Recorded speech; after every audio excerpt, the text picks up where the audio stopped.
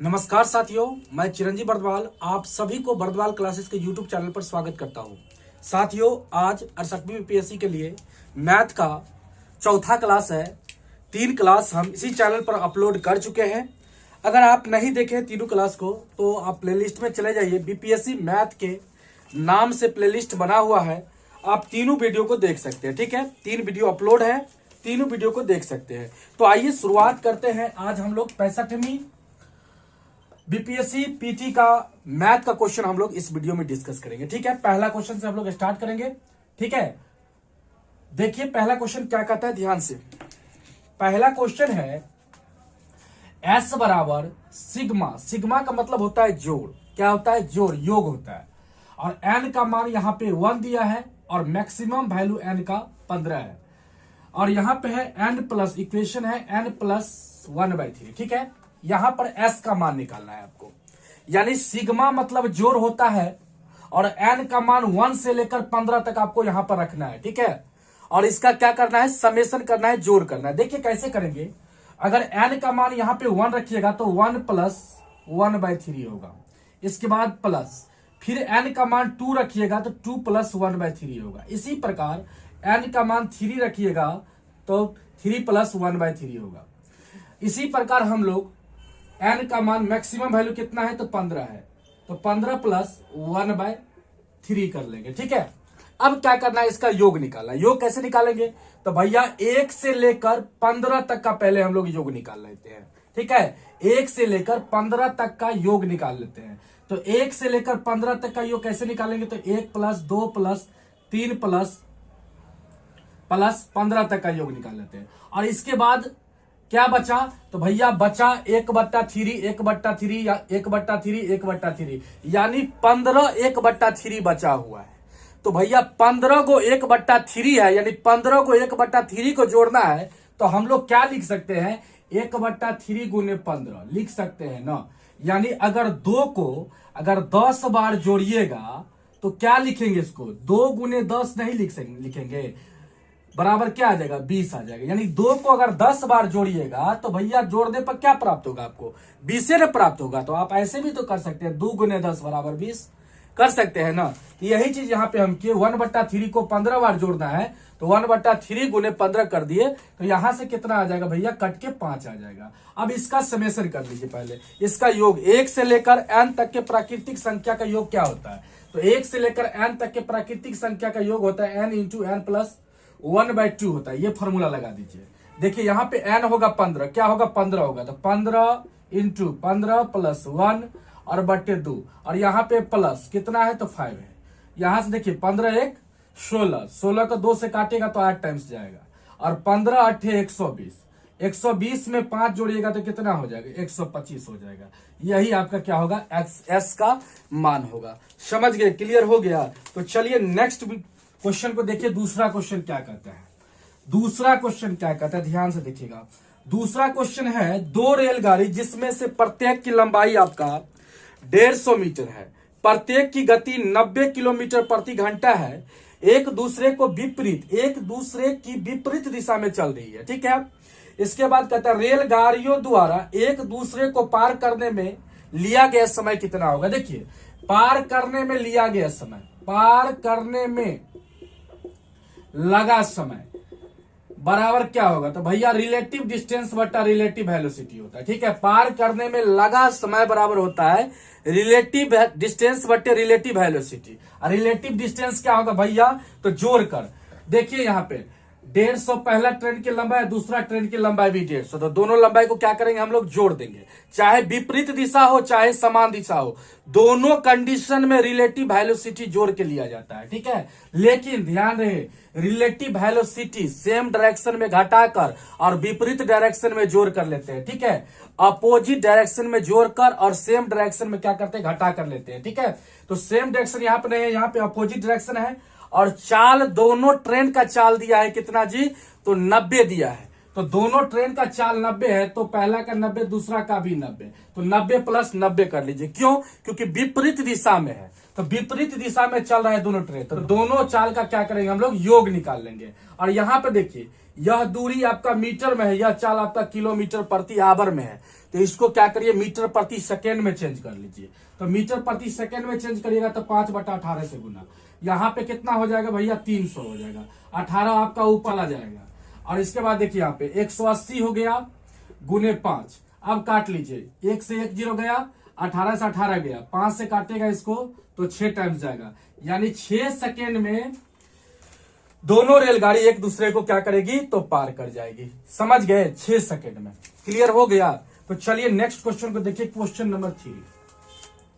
Question number 3 कहता है दो विद्यार्थी है, दो विद्यार्थियों में 12 एक जैसे कलम बांटने के लिए कितने तरीके होंगे यदि प्रत्येक को कम से कम 2 कलम मिलना आवश्यक हो। देखिए यहाँ पे 2 कलम कम से कम यहाँ पे प्रत्येक को मिलना चाहिए। अगर हम मान लेते हैं यहाँ पे देखिए ध्यान से, 2 विद्यार्थी है, पहला विद्यार्थी और दूसरा विद्यार्थी। मान लेते हैं पहला विद्यार्थी को अगर 2 पेन मिलेगा तो दूसरा को कितना मिलेगा, टोटल 12 पेन है, एक ही जैसा है पेन, एक ही जैसा पेन है। तो यहाँ पे अगर हम पहला को 2 देंगे तो दूसरा को कितना मिलेगा, 10 मिलेगा ना। अगर पहला को अगर हम 3 देते हैं तो दूसरा को कितना मिलेगा, 9 मिलेगा। अगर पहला को अगर हम 4 देते हैं तो इसको कितना मिलेगा, इसको 8 मिलेगा। इसको अगर 5 दीजिएगा तो इसको 7 मिलेगा। इसको 6 दीजिएगा तो इसको 6 मिलेगा। अगर इसको 7 दीजिएगा तो इसको 5 मिलेगा। और इसको अगर 8 दीजिएगा ना तो इसको कितना मिलेगा, 4 मिलेगा। इसको 9 दीजिएगा तो इसको 3 मिलेगा। अगर इसको 10 दीजिएगा तो इसको 2 मिलेगा। और इसके बाद 11 मत दीजिएगा, क्योंकि कम से कम 2 पेन देना यहाँ पे क्या है, आवश्यक है। ठीक है, तो यहाँ पे देखिए कितना तरीका हो गया बांटने का। तो 1 2 3 4 5 6 7 8 9 टोटल कितना तरीका हो गया, तो हमारा आंसर जो हो जाएगा टोटल 9 तरीका हो गया। कितना तरीका, तो 9 तरीका होगा। ठीक है, समझ गए बात। तो आइए नेक्स्ट क्वेश्चन को देखिए, क्वेश्चन नंबर 4 क्वेश्चन कहता है यदि वृत्त ए और बी की त्रिज्या का अनुपात 1.5:1 के अनुपात में है तो वृत्त ए और बी के क्षेत्रफलों का अनुपात होगा। यहाँ पे क्षेत्रफल का अनुपात निकालना। देखिए जब रेडियस का रेशियो देगा, रेडियस का रेशियो कितना दिया है, तो 1.5:1 का दिया हुआ है ना। यह ए का है या बी का है। तो भैया इसका एरिया का क्या रेशियो होगा, ध्यान से समझिएगा। रेडियस का रेशियो दिया हो, अगर एरिया का रेशियो पूछे तो उसका वर्ग कर दीजिए, रेडियस का वर्ग कर दीजिए रेशियो को। रेडियस के रेशियो का वर्ग कर दीजिए तो एरिया का रेशियो निकल जाएगा। तो भैया इसका वर्ग करिएगा तो 2.25 और इसका वर्ग करिएगा तो 1, क्योंकि 1.5 का वर्ग यानी कि 15, मान लीजिए इसको 15 का स्क्वायर 225 और 0.2 अंक के बाद, क्योंकि स्क्वायर करने के बाद यहाँ पे जो था 0.1 अंक के बाद था, और स्क्वायर करिएगा तो 2 अंक के बाद दशमलव पुट करिएगा। ठीक है, तो यहाँ पे 2 अंक के बाद तो 2.25 हो जाएगा। ठीक है, और 1 का स्क्वायर करिएगा तो 1 ही होगा। तो भैया एरिया का अनुपात होगा त्रिज्या के वर्ग के रेशियो के बराबर। समझ गए, एरिया का जो रेशियो होगा त्रिज्या के वर्ग के रेशियो के बराबर होगा। क्लियर है, समझ गए। अगर यहाँ पे डायमीटर का रेशियो पूछता तो भैया जितना रेडियस का रेशियो है वही रेशियो डायमीटर का भी हो जाता। अगर आपका सरकमफेरेंस यानी कि परिधि का पूछता तो यहां पर वही रेशियो हो जाता जो आपका त्रिज्या का रेशियो है। तो ध्यान रखिएगा, त्रिज्या का रेशियो अगर दिया हो, डायमीटर का पूछे तो वही रेशियो कह दीजिएगा जो त्रिज्या का होगा। समझ गए। और सरकमफ्रेंस यानी कि परिधि का पूछे तो वही रेशियो होगा जो त्रिज्या का होगा। लेकिन अगर एरिया का पूछे तो एरिया के लिए रेशियो का क्या करेंगे हम लोग, स्क्वायर कर देंगे। समझ गए, चौथा क्वेश्चन क्लियर हो गया। आइए 5वां क्वेश्चन देखिए, 5वां क्वेश्चन क्या कहता है। 5वां क्वेश्चन क्या कहता है, कहता है एक नल पानी की किसी टंकी को 3 घंटा में भर सकता है और दूसरा नल जो है ना उसी टंकी को 4 घंटा में खाली करता है। यदि टंकी 1/3 भरी हो तो दोनों नल को एक साथ खोल दिया जाए तो टंकी भरने में समय लगेगा, यानी कि टंकी कितना देर में भर जाएगा। देखिए यहाँ पे एक भरने वाला, मान लेते हैं ए एक नल है जो भरने वाला है, भरने वाला को प्लस से लिखिए, और बी जो नल है वह खाली करने वाला है, उसको माइनस से। ए नल है भरने वाला तो टंकी को 3 घंटा में भरता है, और बी नल है खाली करने वाला, तो टंकी को 4 घंटा में खाली करता है। भैया सबसे पहले यहाँ पे काम निकाल लीजिए, टोटल काम इस दोनों का एलसीएम होगा, 3 4 का एलसीएम 12, 12 खाली करने वाला का भी टोटल काम और भरने वाला के लिए भी टोटल काम, समझ गए। खाली करने वाला के लिए भी टोटल काम 12 और भरने वाला के लिए भी टोटल काम 12 ही होगा, समझ गए। तो बताइए यहां से ए नल अगर 3 घंटा में 12 काम करता है तो भैया 1 घंटा में कितना काम, 3 चौका 12 काम। और बी नल 4 घंटा में 12 काम करता है तो 1 घंटा में कितना काम करेगा, 3 काम। यानी यह 1 घंटा में 4 भरता है और यह 1 घंटा में 3 खाली करता है। तो भैया 4 काम हुआ 1 घंटा में, 3 खाली हुआ, तो शेष बचा कितना, 1 ही काम न बचा। तो भैया 1 काम यानी 1 घंटा में 1 काम, भरने वाला 1 काम करता है। जब एक साथ दोनों नल को खोला जाता है तो 1 घंटा में 1 काम करता है। तो भैया यहाँ पे देखिए टोटल काम आपका है 12, तो 12 काम को करने में कितना समय लगेगा, तो हम लोग 12/1 कहेंगे। लेकिन ध्यान दीजिएगा यहाँ पे कुछ क्वेश्चन और कह रहा है। क्वेश्चन कहता है टंकी 1/3 भरी है, भैया 1/3 टंकी भरा हुआ है, तो खाली कितना है, तो खाली यानी शेष निकालने के लिए देखिए नीचे वाला में से ऊपर वाला को घटाइए 2 और बट्टे नीचे वाला, समझ गए। तो 2/3 भाग खाली है, तो 2/3 भाग खाली है, तो 2/3 इसका कितना होगा, बताइए टोटल काम का कितना होगा 2/3, तो 2/3 कितना होगा जी, तो 8 हो जाएगा। 3 चौका 12, 4 दूना 8, यानी 8 यूनिट टंकी खाली है। तो 8 यूनिट न भरना पड़ेगा, 8 यूनिट न भरना पड़ेगा, तो 1 घंटा में 1 यूनिट भरता है भरने वाला, तो 8 यूनिट भरने में कितना समय, तो हम लोग बोलेंगे 8/1 बराबर 8 घंटा का समय लग जाएगा टंकी को भरने में, समझ गए। तो यहाँ पे 12/1 मत कर लीजिएगा, क्योंकि 1/3 टंकी भरा हुआ है, तो भरा हुआ है तो शेष जो खाली होगा उसी को ना भरिएगा, समझ गए बात। आइए नेक्स्ट क्वेश्चन देखिए, 6ठा नंबर क्वेश्चन। 6ठा नंबर क्वेश्चन सीरीज से है, 1 है, इसके बाद 3 है, 9 है, 15 है, 25 है, 35 है, 49 है। अगला संख्या आपको निकालना है।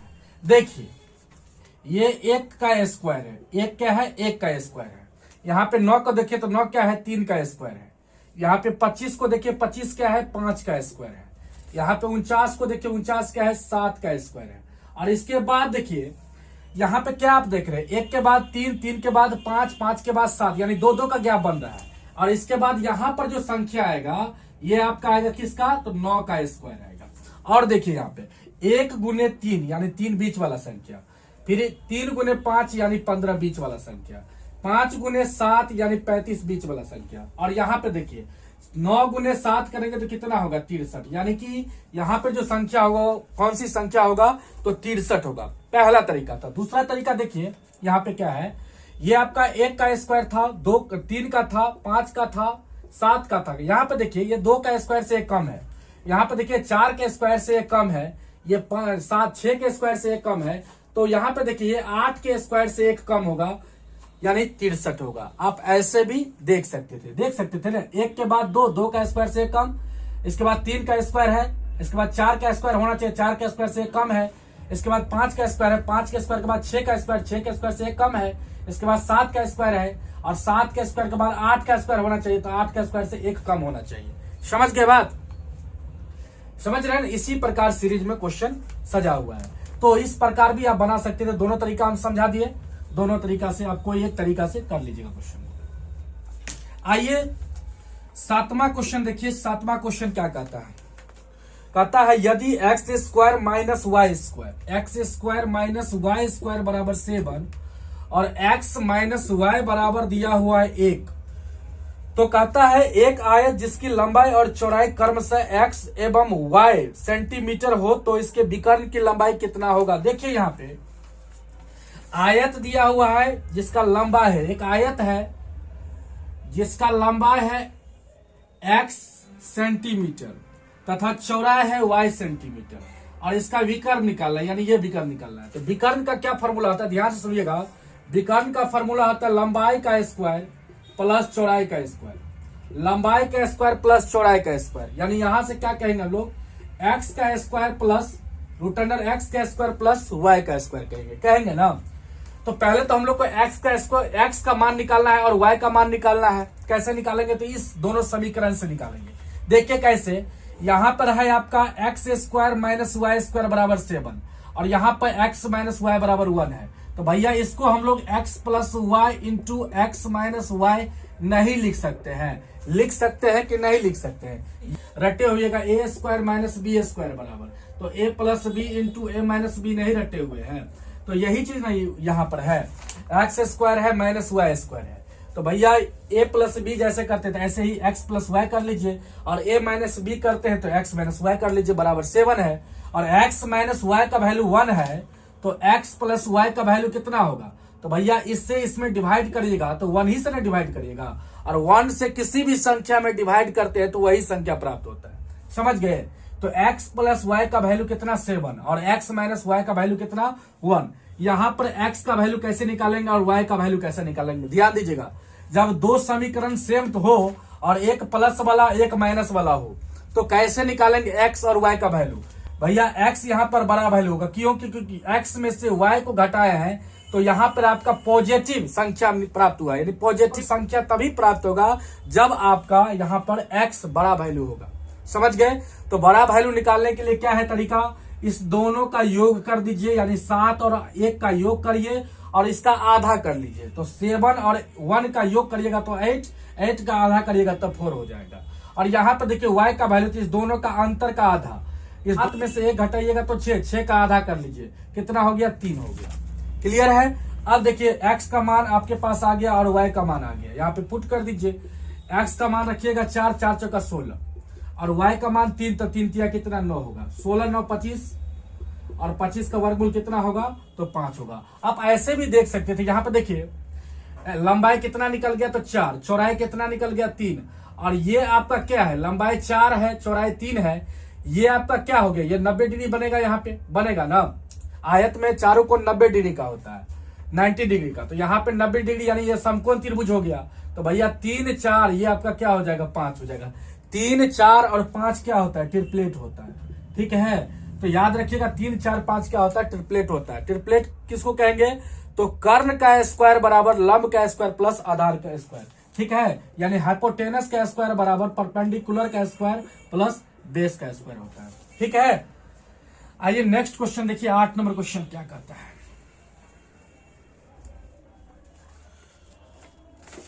8 नंबर क्वेश्चन कहता है 80 विद्यार्थी की एक कक्षा में 60% विद्यार्थी कैरम खेलते हैं, 60% खेलता है कैरम, 45% शतरंज खेलते हैं, 45% खेलता है शतरंज। तो जोड़ दीजिए, टोटल विद्यार्थी कितना हो गया यहाँ से? तो यहाँ से हो गया 105%। और कहता है आगे देखिए ध्यान से, और कहता है 10% विद्यार्थी न कैरम खेलता है न शतरंज खेलता है, न कैरम न शतरंज। समझ गए? 10% कुछ नहीं खेलता है, तो केवल शतरंज खेलने वाले विद्यार्थियों की संख्या है। यहां पे निकालना है केवल शतरंज खेलने वाला विद्यार्थी। देखिए ध्यान से, टोटल विद्यार्थी अपने आप में 100% और 10% कुछ नहीं खेलता है, तो भैया 10% घटा दीजिए इसमें से, तो कितना बच गया? 90% बच गया। तो 90% विद्यार्थी कुछ ना कुछ खेलता है, या तो कैरम खेलता है या तो शतरंज खेलता है। समझ गए? कुछ ना कुछ खेलता है। और यहां पर टोटल विद्यार्थी खेलने वाला कितना हो गया भैया? 105%, जबकि खेलने वाला कितना है? तो 90%। बढ़ा कितना?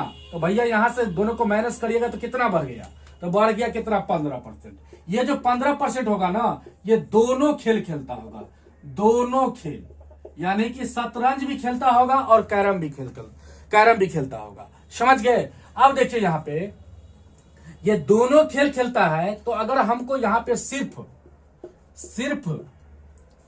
कैरम खेलने वाला निकालना है प्रतिशत में संख्या, तो कैसे निकालेंगे? तो दोनों खेलने वाला जितना प्रतिशत है ना, यहां पे घटा लीजिए टोटल में से, यानी ये टोटल है कैरम खेलने वाला 60%, कैरम खेलने वाला 60% टोटल है।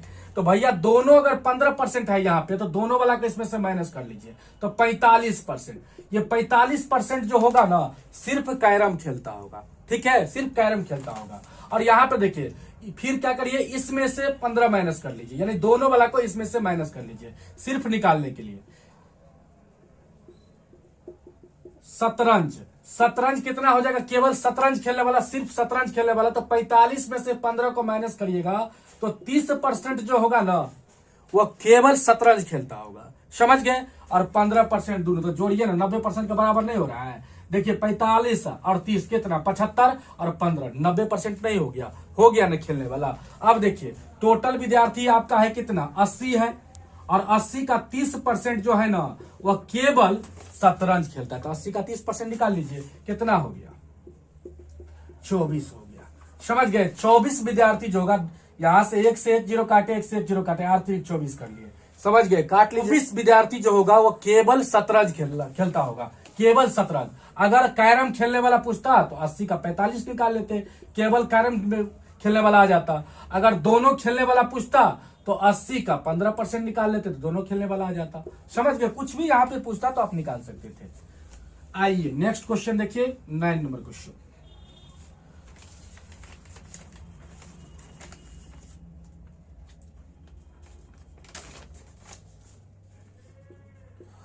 नाइन नंबर क्वेश्चन है, x cube minus y cube बराबर 117/8 दिया हुआ है, तथा एक्स माइनस वाई बराबर 3/2 दिया हुआ है, और पूछता है आपसे कि x square plus x y plus y square बराबर क्या होगा। ध्यान से समझिएगा, यहाँ पे x cube minus y cube का फॉर्मूला होता है, ध्यान से समझिएगा, minus y into x square plus x y plus y square, ठीक है।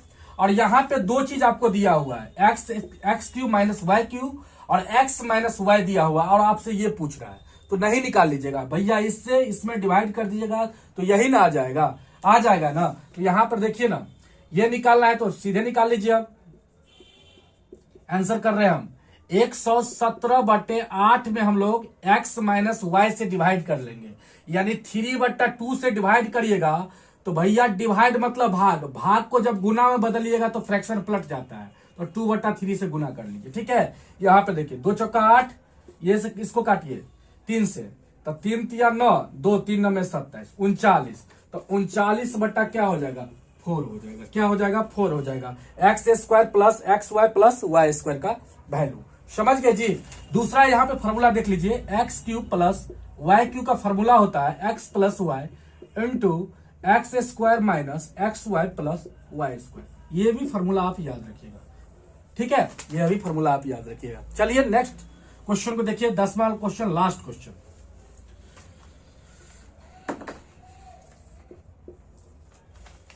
10वां क्वेश्चन है, 5 का पावर है x square plus 2x plus 7 है, बराबर 125 का पावर है 2x प्लस 1। यहां पे देखिए जब बेस समान हो, ध्यान रखिएगा, जब बेस समान हो तो पावर क्या होता है, बराबर हो जाता है, समझ गए। जब बेस समान होता है ना तो पावर क्या हो जाता है, बराबर हो जाता है। तो भैया यहाँ पर दोनों का बेस समान कर लीजिए। यहाँ पे देखिए इसको अगर हम तोड़ेंगे तो इसको 5 का पावर 3 लिखेंगे ना 125 को, और इसका होल पावर है 2x प्लस 1 है, ठीक है। अब देखिए यहाँ पे इसको सॉल्व कर लीजिए तो ये हो जाएगा कितना, 5 का पावर, ध्यान दीजिएगा, 5 का पावर इस दोनों का गुना, जब देखिए a का पावर m का होल पावर n होता है ना, तो इसको हम लोग a के पावर m गुने n बोलते हैं, ठीक है, ऐसे बोलते। देखिए यहाँ पे गुना करिएगा 3 से, तो दोनों टर्म्स में गुना करिएगा, दोनों पद में गुना करिएगा, तो 3 दूना 6x प्लस, और 3 को 1 से गुना करिएगा तो 3 होगा। यहाँ पे देखिए दोनों बेस क्या हो गया, तो समान हो गया। जब दोनों बेस समान होगा तो पावर को क्या करेंगे, बराबर कर लेंगे। तो x square plus 2x plus 7 बराबर हो जाएगा 6x प्लस 3 हो जाएगा। दोनों को इधर ले आइए, तो एक्स स्क्वायर प्लस 2x लिखिए माइनस 6x, क्योंकि प्लस यहाँ है, इधर आएगा तो माइनस हो जाएगा, और पहले इसको लिख लीजिए प्लस 7 को, और इसको इधर लाइएगा तो माइनस 3 लिखिए, बराबर 0, इधर कुछ नहीं बचा तो 0। क्लियर है। अब देखिए एक्स स्क्वायर 2x में से माइनस 6x, यानी कि 2x में से 6x को घटाइएगा तो माइनस क्या हो जाएगा, 4x हो जाएगा, और यहाँ पे 7 में से 3 को घटाइएगा तो प्लस क्या हो जाएगा, 4 हो जाएगा, बराबर 0। अब देखिए इस 4 को दो ऐसे संख्या में तोड़िए कि गुना करने पे प्लस 4 मिल जाए और जोड़ने और घटाने पर माइनस 4 मिल जाए। तो भैया देखिए यहाँ पे 2 और 2 में तोड़ेंगे 4 को, तो गुना करेंगे तो 4 तो मिल जाएगा, और जोड़ेंगे तो 4 भी मिल जाएगा, लेकिन हमको चाहिए +4 और यहाँ पे चाहिए -4। तो दोनों में अगर हम माइनस लगा देंगे और गुना करेंगे तो +4 मिल जाएगा, और इसको जोड़ेंगे ना तो -4 भी हमको मिल जाएगा यहां से। ठीक है, अब देखिए क्या करिए, दोनों में x लगा दीजिए, दोनों में x लगा दीजिए। ठीक है, ये क्या हो गया भैया, इस क्वाड्रेटिक इक्वेशन का क्या हो गया, गुणनखंड हो गया। द्विघातीय समीकरण का ये क्या हो गया, गुणनखंड हो गया। तो भैया दोनों गुणनखंड सेम है तो किसी एक के बराबर 0 ले लीजिए। तो x - 2 बराबर 0, x - 2 बराबर 0, तो x बराबर कितना होगा, 2 हो जाएगा, और यही x का वैल्यू होगा। समझ गए, क्लियर हो गया। चलिए फिर नेक्स्ट क्लास में हम लोग 64वीं का सोल्व करेंगे। अगर वीडियो पसंद आए तो प्लीज वीडियो को लाइक कीजिए और चैनल को सब्सक्राइब करके जाइएगा। ठीक है, धन्यवाद।